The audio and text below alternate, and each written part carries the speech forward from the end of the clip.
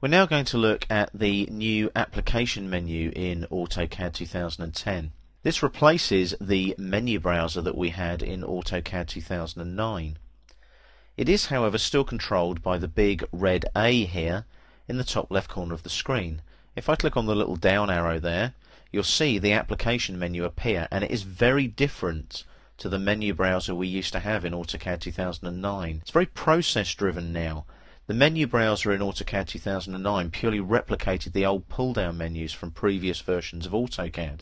What this does, you'll notice, is it gives you options and descriptions of all of the commands on the application menu.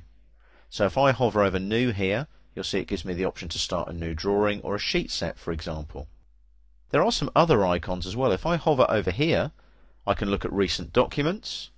I can also open documents. I can also search for documents. So if I type in drawing in the search box at the top, like so, you'll see now that it finds everything that has the word drawing in it.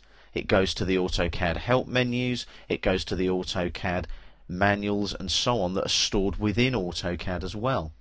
So you'll see there's lots of different options available to me. If I just backspace on the word drawing there and gradually remove those letters, it goes back to the application menu as well. That's a very useful feature because you might want to search for something and then go back to the menu to work on what you've just searched for.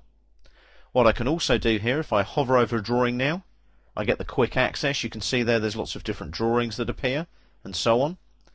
If I go to Save As, I can save as lots of different file formats. If I go to Export, I can export a DWF, a DWFX, a 3D DWF. There's also more PDF support in AutoCAD 2010. I can also export to DGN or any other file format that's available in AutoCAD.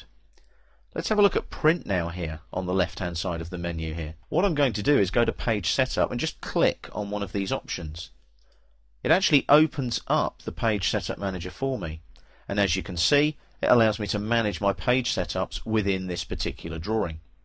I'm just going to close that now and go back to the application menu like so. Drawing utilities. This is a very useful one because what this does is it gives you all the utilities that you might need within a drawing, such as properties of the drawing, setting your units within the drawing, auditing the drawing, recovering a damaged drawing file, and also as well now you can recover with external references intact, for example. Close. It's fairly self-explanatory, but what it does allow you to do is if you've got 4 or 5 drawings on top of each other that you're working with, you can close all of the drawings in one go, rather than just one by one. Or you can just close the current drawing, which is on top of those 5 drawings that you might have open. So as you can see, the application menu, which replaces the menu browser, is a much more functional, process-driven tool. It doesn't just replicate the old pull-down menus like it did in AutoCAD 2009.